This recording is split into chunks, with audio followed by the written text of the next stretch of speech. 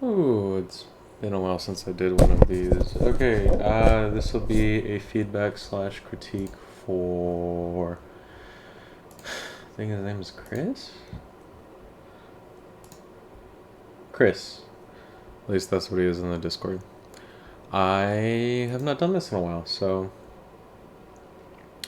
You might know me as Shazam, or. What am I in Paul right now? Armored Core time. Man, yeah, I wish I was still playing Armored Core. I just want to keep playing that game. Alright, I am by no means a Tekken professional. I'm just someone who used to play a lot of Tekken, still watch a lot of Tekken, try to play a lot more Tekken, played a lot of Paul, and watched a lot of Paul, fought against quite a few Pauls lately, and the whole works, right? I am by no means a professional. I'm just someone who has spent way too much time in this game and happens to enjoy it, right? So the feedback and the sort of critique I'm about to give, it's not really coming from a place of, if you follow this, you will go pro. It's coming from a place of, hey, based on my experiences in Tekken, right? This is what works, this is what doesn't. I think if you start incorporating a little bit more of what works, you'll see improvement in your game, right? At the very least, I'm trying to provide more insight into the game, maybe my perspective on Paul, and hopefully that will fuel your perspective on Paul and how you want to shape it, right? I talked a little bit about it already. I mentioned my first impressions, and a lot of that hasn't really changed. You just kind of got, and it's what everybody was already saying, right? Like, you got sucked into your opponent's tempo, and because of that, you really failed to establish your own, right? In the early rounds, you were fine, but once we get to, like, what are we at? Round 4, round 3, you were just kind of absorbed into your opponent's tempo and never really got a chance, right? I've saved. I don't have much else to add. I'm just gonna watch this last round and give my final little thoughts. Majority of what I kind of want to say was already covered, right? But I'll try to point out areas to establish or give examples and highlight, like, hey, in this situation, this is what I'm talking about, when to use, etc., etc., etc. All of this might even be, you know, hey, you already know this, right? If that's the case, apologies in advance if I sound like a broken record or something, right? All I'm trying to do here is just, provide some food for thought, right? All right, let's get into it.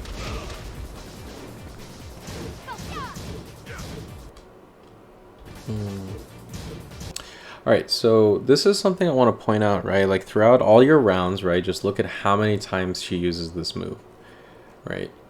A lot of I want to expand a bit about my point about, like, block punishing and stuff like that, and I think you also mentioned you were kind of just razzled and trying to just kind of keep up aggression with the opponent, and I explained, like, do you really need to? Is that really, like, honestly, is that really something that you need to do? And in my opinion, 9 times out of 10, as Paul, the answer is no. You just block, and instead instead of matching their offense, you just try to look at their offense. How are they structuring it? When do they decide to attack? What is their timing?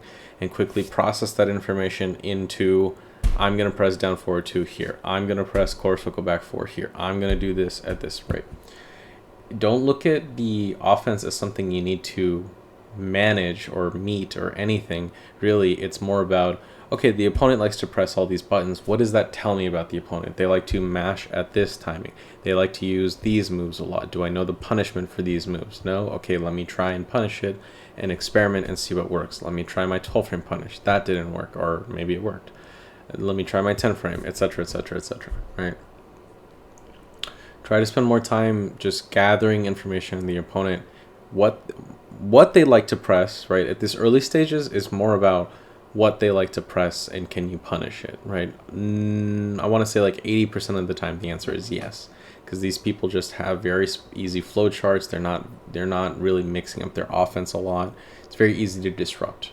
Case in point, this Lili just loves doing all this punishable shit. I'm not even just talking about Matterhorn, right? I'm talking about just like super basic Paul getting a free 12 frame punish, right?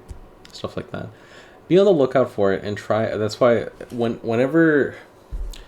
you lab a character, right now, I feel that your best improvement is going to come from, don't lab a character specific situation. Just look at, top 10 moves of that character. And I'm not talking about their good moves, right? I'm talking about if you go into an online play and you just run into a random scrub playing, sorry for fading Requiem, I don't think you're a scrub, I'm using an example.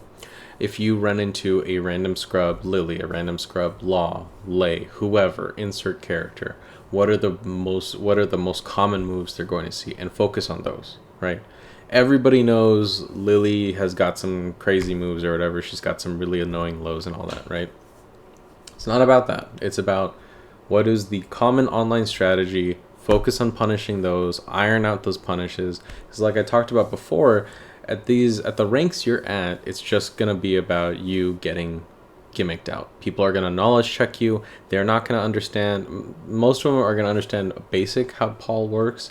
So if you try to do while standing 3-2 a lot, if you try to do 3-2 a lot, if you try to do back 1-2 a lot, they should ideally duck. This Lili was not, which is that is their own problem. But you're going to basically run into people who are going to go, I know enough about Paul to stop your basic offense and run my game plan, which you clearly don't know anything about, right? And it's not like you need to master and completely understand like what a Lili player wants, right?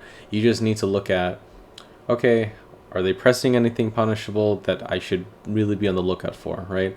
Paul's 10 frame is whatever. If you miss a 10 frame, you miss a 10 frame. It's not the end of the world. It's not good, but it's not the end of the world, right?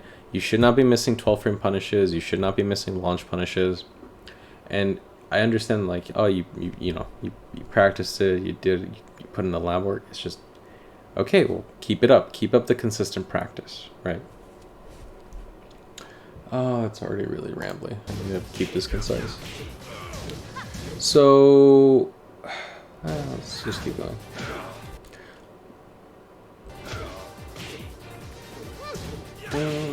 That's that when she does like the double palm slam. I don't think it's launch. Maybe it is. But it's very punishable. So back 1-2. But let's keep going. Get caught.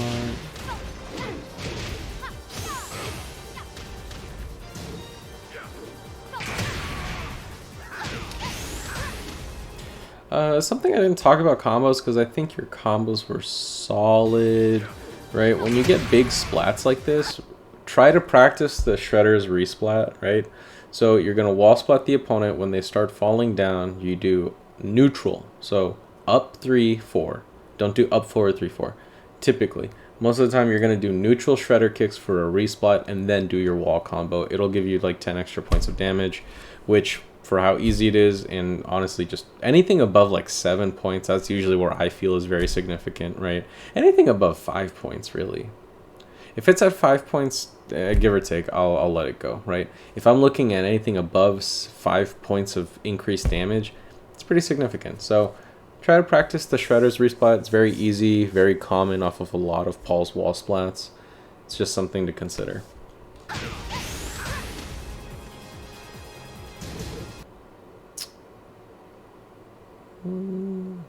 Let's do that.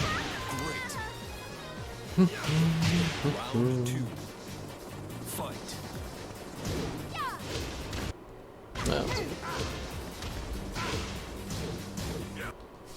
We see the move again. Right. Okay, so let's talk about this. Why do you press down forward 2 into down forward 2? Right? Down forward 2 is a godlike move. However, that shit is -8 on block. -9? Oh, rest in peace, Framebot. I'm gonna miss you. -8. If you're really lucky and hit meaty or some shit, it's -7 on block. Or not hit, but get blocked meaty. Right? It is absolutely standout, rock solid move, right? It is not something that you want to continue pressure on after, right?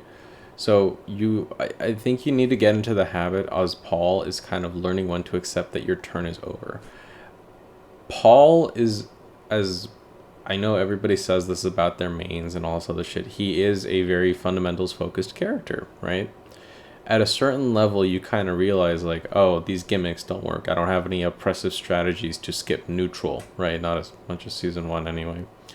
And you kind of have to accept that, oh yeah, I have to play the game at some point. I have to go, all right, time to play Tekken now. I have to block, right? I have to let my opponent take their turn, see what they're going to do, and wait for my opportunity to take their turn. If you constantly be greedy like this, right, without any sort of information to back up your read, right, you're going to get blown up.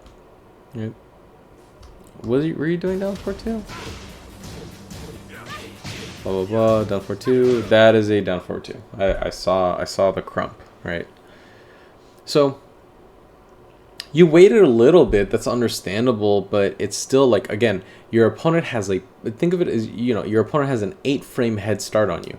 The opponent can backdash, do whatever the fuck they want, and let's say like a backdash would take like, you know, 4 to 6 frames. They're still like +2, right?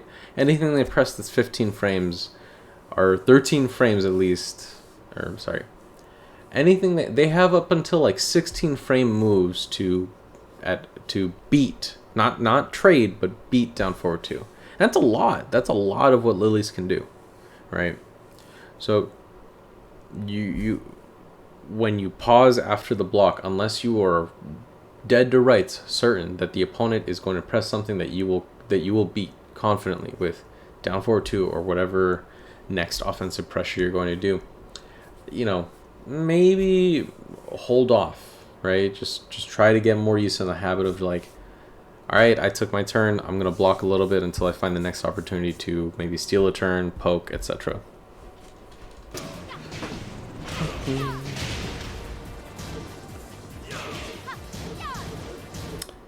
Pretty sure that's punishable. That was a mid. It's not -14, so next time try back 1 2. Okay, so again, okay, here again we go back 3 and then back 3 again. What is the thought process there? Was it you were caught up in the moment? What's going on here, right? Pretty sure back 3 is also like -8. Oh my god, I'm getting older. I can't just be bothered to remember frame data anymore. Oh, -6. That's not too bad, right? I mean, it's better than -8, but you know, it's still -6. Like your turn is over, right? It's pack it up, right? Like let it go. So just try to get more used to either A, selecting moves that leave Paul in a better frame advantage situation, or just kind of just block, right? Just let it go. That's hugely punishable again. People talked about the parry timings, like your offensive timing was too easily read by the Lili, so then she could do her own reversal and then just start disrupting your offense, right? Nice, it was good. Here it was good. You didn't get caught, you know, during the headlights moment. You went, oh wait, they're gonna press something, or they're going for the unblockable. Just beat the shit out of them, right? I get caught during the headlights all the time. God, my reaction times are dying. Getting old sucks. But yeah, your offensive timing was just too easily read by the Lili, and or just it's not working out, right? Whatever offense you're trying is not working out. And let's keep in mind, like, try and think about, okay, what is the offense you're doing? 14 frame high, 15 frame mid into a 15 frame mid, 14 frame high into a 14 frame high. A lot of, like, when you're at this range, right? When you're basically like range 0 to 1, it's kind of, the reality is like 14 frames is kind of slow, right? People, I don't know. Sorry, I don't want to start ranting about Paul and discussion about Paul. Basically, when you're up close and personal, 14 frames is slow, right? You need to be either conditioning your opponent better in order to start utilizing your 14 frame mids or highs, or you need to kind of try to utilize other aspects of his kit, right?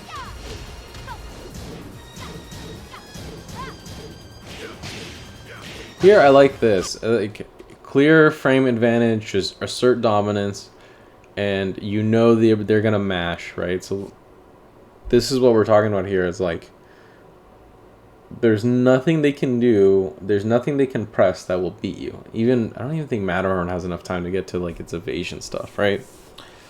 they're gonna keep eating it until they start blocking.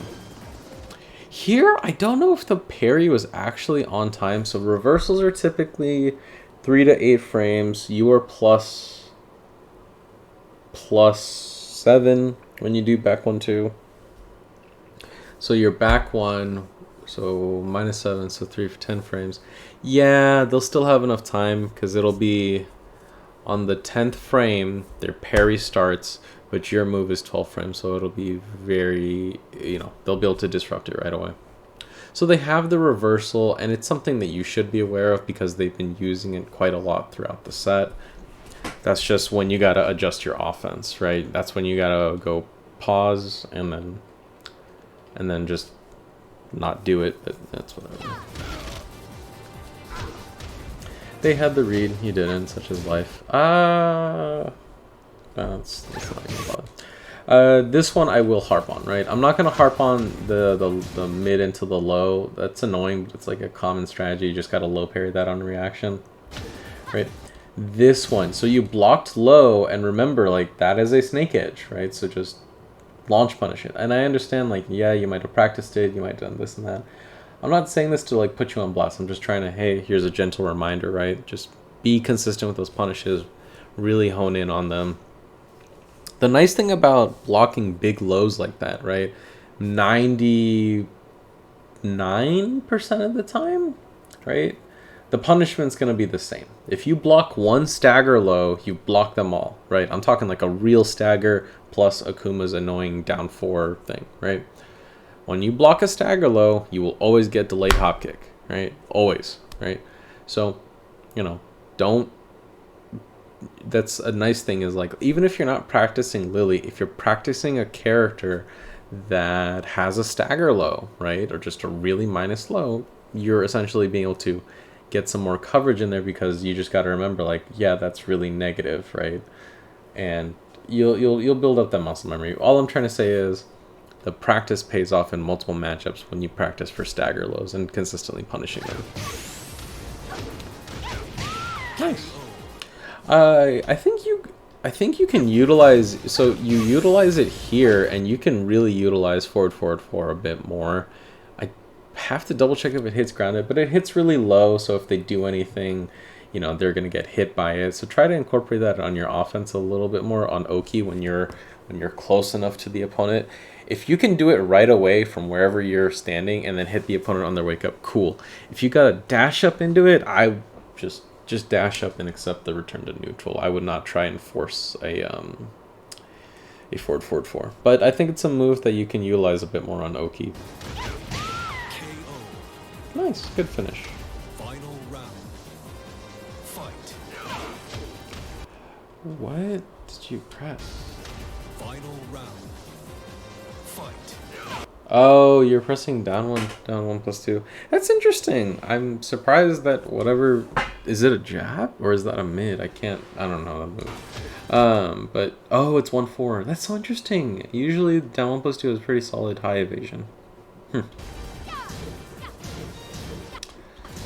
Yeah, the do glide stuff is kind of annoying. The homing.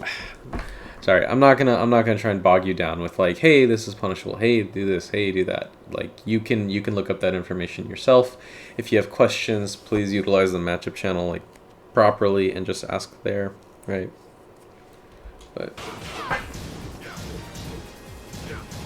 so here, this is where I'm gonna talk about, like, why the opponent giving you a really particular set of information to work with and then not utilizing it properly, right? So right here, right, you are pressing back 1-2 a shitload, and they are not ducking it at all, right? So in the future offensive situations like that, even let's forget final round, right? Just in general, if you start to see that, like, oh, they are not properly ducking and punishing my back 1-2, right? They're just really habitually stand blocking. In those situations, I like to go for lower throw, right? I don't want to do back 1-2 throw low, right? None of that. I'm talking about just in general. If I see, oh, this opponent really does does not duck, right? Especially when you've done back 1-2 so many times. And look at their response. Their response is to not duck after this. Their response is to go, I'm gonna press a button, right? So in those situations, you kind of get a feel for like this opponent just does not duck and will not stand block or duck or really punish you effectively, right? Which means they're always gonna stand block, which means throw or low time, right? You do utilize Paul's lows here and there. I just feel like you could be utilizing them more, right? Especially just as you get more feel for the opponent's offense when they're gonna go for stuff. But yeah, it's fine.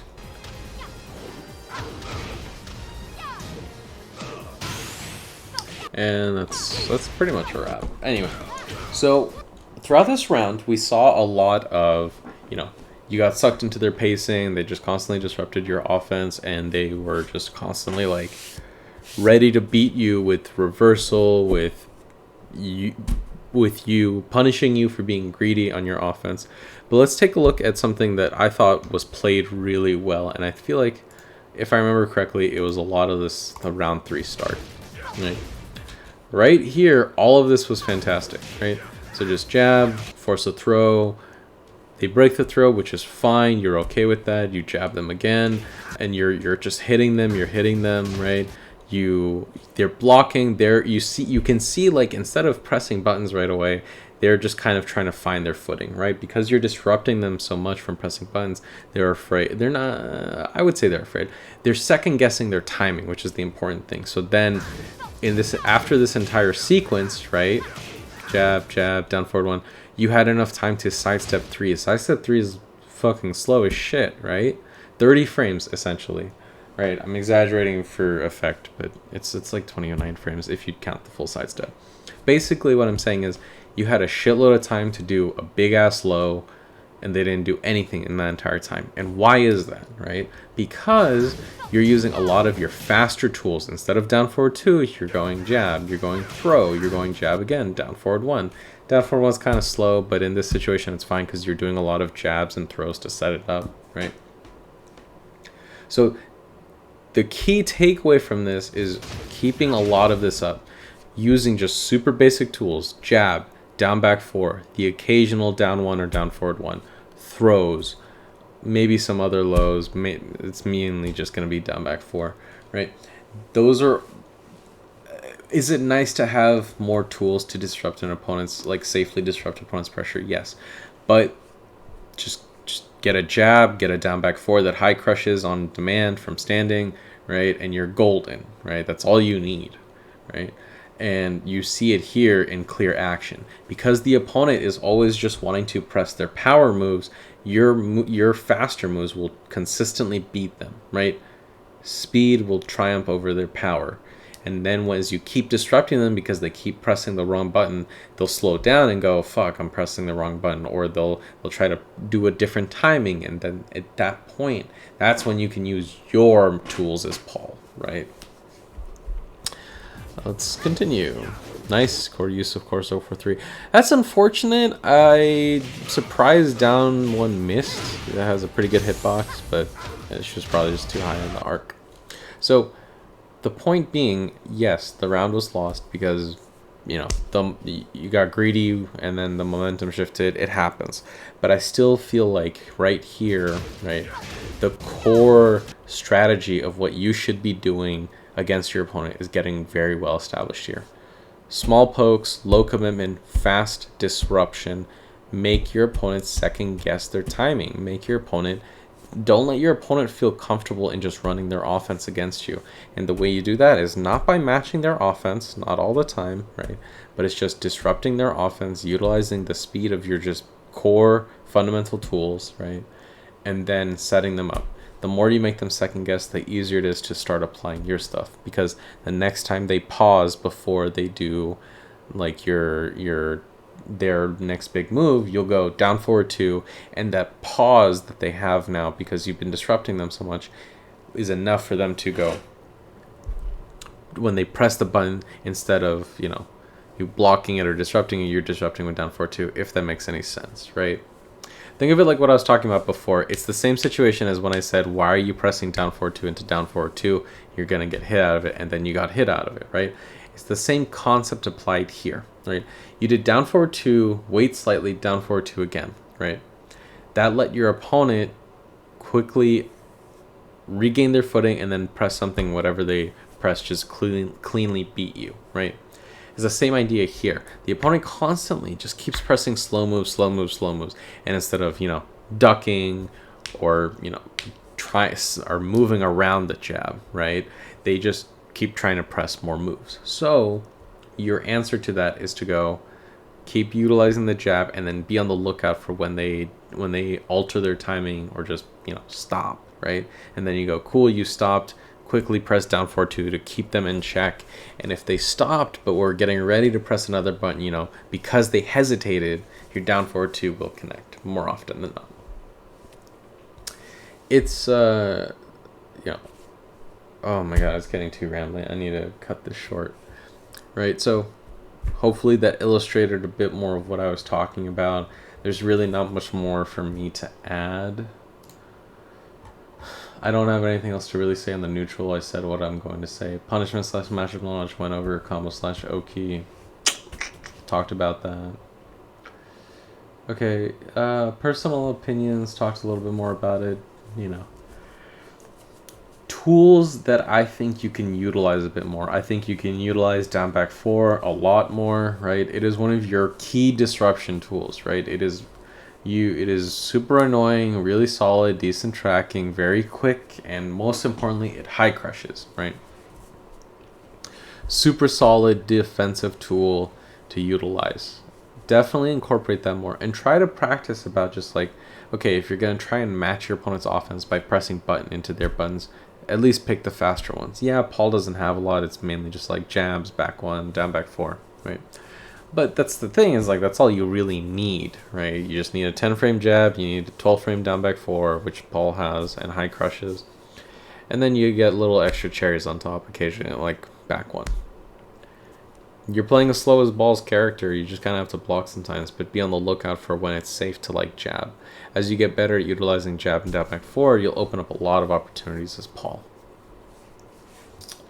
Other personal opinion stuff. There's not much else I have to add, really. A lot of it is just what I said before.